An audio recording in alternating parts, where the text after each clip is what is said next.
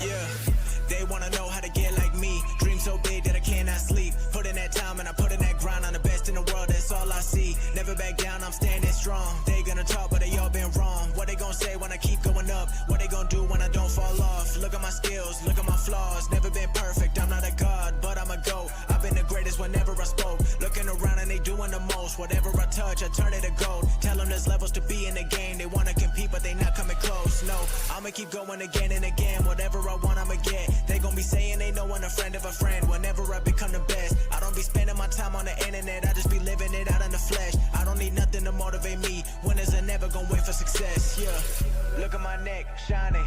Look at my bank, comments. Look at my wrist, AP. Who is the... Welcome in, everybody, to the In Off the Bench podcast, Purple and Gold Talk Edition. My name is Jim Cross. I am your host. I'm joined, as always, by Ava Garza, but you don't see Ava Garza. She is not here yet. We got Wi-Fi issues. Hopefully, we get them fixed up because we got a fun one tonight. We're going to be talking to freshman stud Coleton Brady. Coleton, my man, how we doing tonight? I'm doing great. Well, before we get into your story, talk all things LSU, we got to plug the sponsors. Chinook Seedery, 8 flavors, well, now 9 flavors, mild to wild, the absolute best sunflower seeds in the game. You can find them in the LSU dugout. You can find them in the Team USA dugout. MLB players loving them. Everybody loves them. You can have them in the snack in the boardroom. It doesn't matter. They work for everything. Of course, Jesus One Apparel, John 16:33, empowering young men and women to be bold in their faith. You see the players wearing them everywhere. You love to see it. And then, of course, Old Dominic Distillery in the heart of downtown Memphis. Tell them that Daniel and Jim sent you. In Off the Bench took care of you, and they'll get you taken care of. But, man, we got to talk to him. Me and you were talking before the episode started. Obviously, it's hot down here where we're at, but where are you from? I'm from Buffalo, New York, but the last 2 years of my high school career, I played down in Florida and Orlando at TNXL Academy. All right, so important question. Kid from New York, got to know, is it the Mets or the Yankees or neither? I'm actually a Braves fan. My dad grew up in Georgia for a little bit, so he's a big Braves fan. He kind of led that down onto me. Well, fun fact for you, the reason this show took off the way it did is because I am friends with Austin Riley, and he was one of our first guests, and so that definitely helped with the networking credentials. And the year that he came on twice was the year that he won the World Series back in 21. So it was pretty cool to be able to watch the Braves and be a part of that. As a pitcher for you, man, there's been some absolute studs that have came through the Braves organizations you've been able to look up to. Who would you say is probably your favorite Brave that you've ever watched? I wouldn't really say a pitcher. I'd probably say Chipper Jones. I think just like his mindset. And then off the field too, he does a lot of hunting. I watch that a lot too. So yeah, no doubt. Can't go wrong with Chipper Jones. So, kid from New York, obviously you said you do junior and senior year, elsewhere, but you have the opportunity probably to go anywhere in the country. What made LSU the destination for you? Yeah. I'd say that if I picked, like, the thing I've been saying is, like, if I picked one thing at each of those schools that was my favorite, LSU had every single one on one. And then obviously on top of just Coach Johnson, the coaching staff here, Yeski, Tutko, all those guys, and then just the history of the development here, history of success. I think just putting all them things together is what really made me help with my decision. Yeah, absolutely. It's the best decision. Like, it's not because I'm an LSU fan. Statistically, it shows guys go pro, guys win national championships. They develop, they have fun, they have a family-like culture. It's the right place to be. So, speaking of that culture, whether we're talking about former players or current LSU players, who are you most excited to pick the brain of? If you could have a conversation and talk baseball, who is it? Yeah, I'd definitely say Skeens, just because, what he's doing in the big leagues right now, not really many people get to do. So just seeing what his mindset's like, his routines would be pretty cool. Yeah, it's the answer that everybody, the other night we had that same answer, and Daniel said you have to choose somebody else, and it's like, you can't be mad because everybody picks Skeens, and so then he picks Cruz, and he said you can't pick Cruz either. It's like those are the dudes, man. So, are there any older guys since you've arrived that have already kind of I know guys are still coming in from different places, but any older guys, kind of taking you under your wing as a freshman coming in? Yeah, I've been hanging out with Katie and Brady a little bit. Kind of just we play video games a lot together, And we kind of been talking to him, and then just a bunch of the older pitchers too. Like, we haven't really got to like hang out with them a bunch just because all the freshmen are kind of doing stuff together, then all the older guys are doing stuff together. But I'm sure as the season picks up, we'll get pretty close. Yeah, no doubt. It's funny. I've been hearing Aaron Beatty's name a lot. I mean, that's my dude. I'm proud of him. He's hanging out with anyone and everyone. Yeah. I hear him and Case and Evans even be cooking, and that's what's up. Yeah, we went over there for dinner the other day. Nice. So what pitches, do you currently have in the arsenal? Because I know with Yeski, there's chances of a lot of development, maybe an added pitch, things being tweaked. But right now, coming in, what are we working with?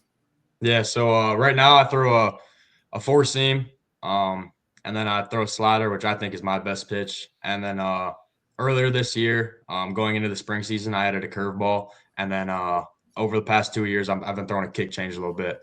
And then I mess around with like a two seam sinker, but I didn't really throw it that much this year. So it's really a 4-pitch mix, but I think that two seam sinker is definitely something I want to work on this year just to get it up to 5, and then just have another offer. Yeah, I mean, is that one of the things? Obviously, you're getting there right now. You are doing a lot of the weight room, doing just a lot of conditioning stuff. Are y'all already tweaking some things, or is that something that you'll do later? Yeah, I think that's something we'll do later. I'm not on the mound yet. I don't really like tweaking pitches until I get on the mound. But I'm just kind of building up volume right now, just with the throwing program, and then just leading up to bullpens. When those start, I'll probably start working on that stuff. Absolutely. Ava Garza, how are we doing tonight? Good. I'm glad I could be here. I mean, just in time. I got one more question, and then it was right to your section and everything. Then it's my time. I was like, but I gotta, this episode's about Coleton, but I gotta ask, did you get your hair done? It looks different. I did it myself. I'm a DIY queen now, but yes, I did. There you go. All right. So last question I got for you, and then I'm gonna let Ava jump into some questions. 6'5", 215 pounds. What's the ideal weight? I know every time I've talked to pitchers, no matter what's height they are, they have some sort of ideal weight they want to get to. For you, what is that? Yeah, right now I actually just had that conversation with our nutrition person today. We don't really have a set weight for me right now. I'm already about 227, 228, so I've already put on a good bit of weight. But I think it's kind of just like they like where I'm at right now, and it's kind of just seeing as I get in the weight room more and as we progress throughout the year, just seeing where I'm at. But I'm pretty comfortable where I'm at right now, just kind of seeing how I develop. 227, Ava, he's already indulged in that Louisiana food. It's hard not to, because you're from New York? Yeah. Okay, so other than the food, I mean, the next thing that we have to talk about is like, is the heat brutal compared to New York? No, I've lived in Florida the last 2 years by myself. I was so you're like kind of used to it. It's not that bad. Okay, so then we get to the next most important question. What LSU uniform are you most looking forward to wearing? Oh, for sure. The what? The Sunday uniforms, the gold and white. The Sunday golds. Yeah. Those are good. That's the best answer, I feel like.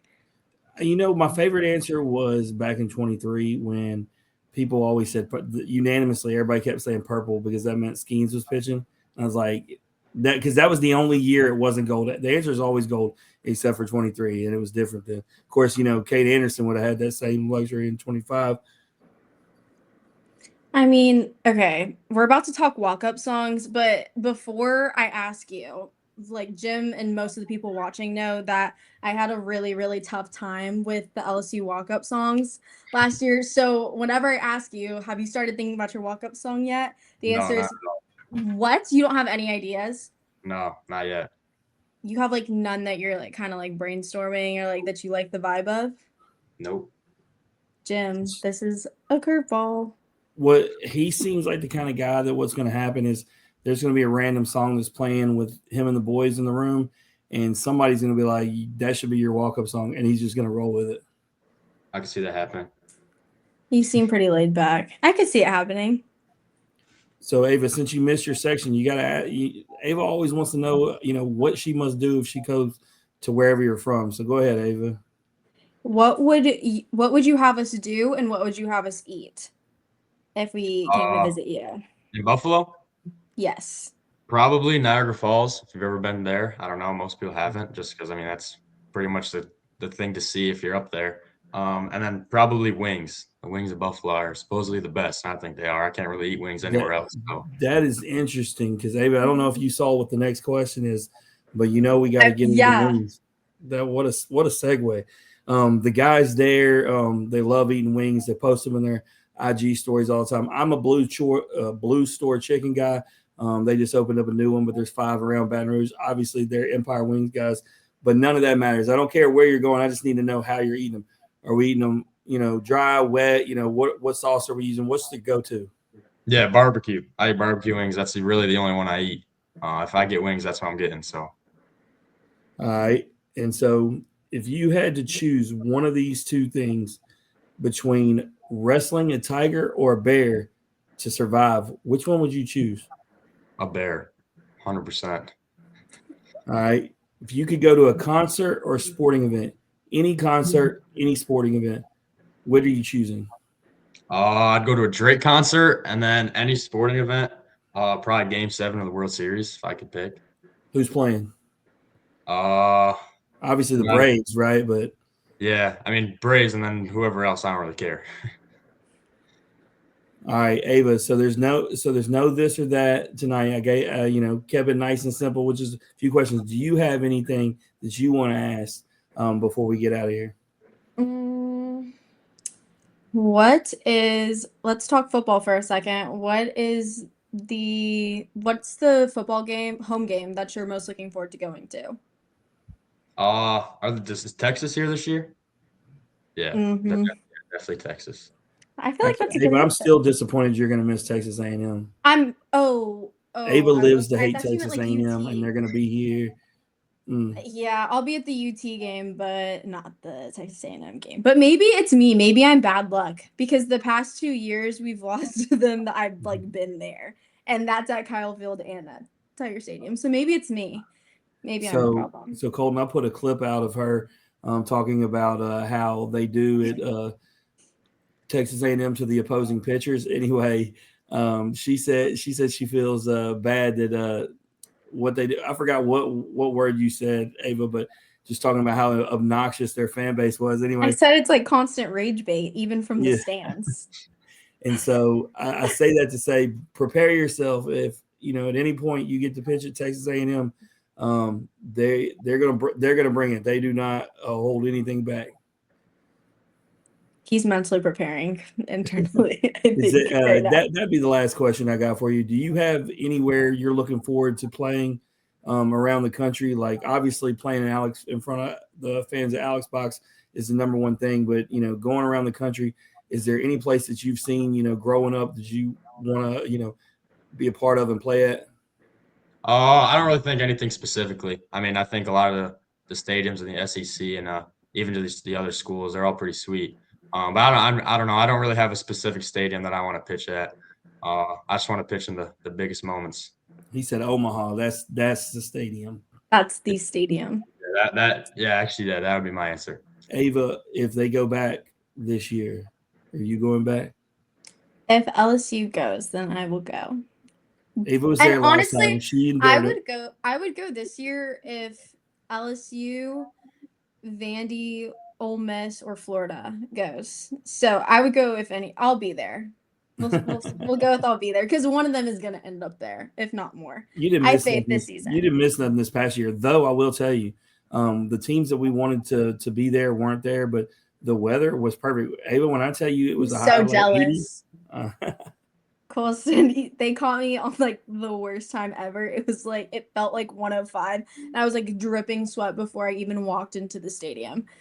And I sat in the sun, but it was worth it because we won. So it's fine. All right, well, go ahead and put a bow on this thing, Ava. We know he's got things to get to.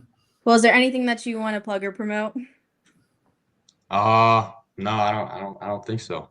Okay, well, we'd like to thank you for joining us. If you like his story and you love the purple and gold, please like and share on Facebook, retweet us on X, like and subscribe on YouTube, and give us a follow on Instagram. Until next time, love purple and live gold.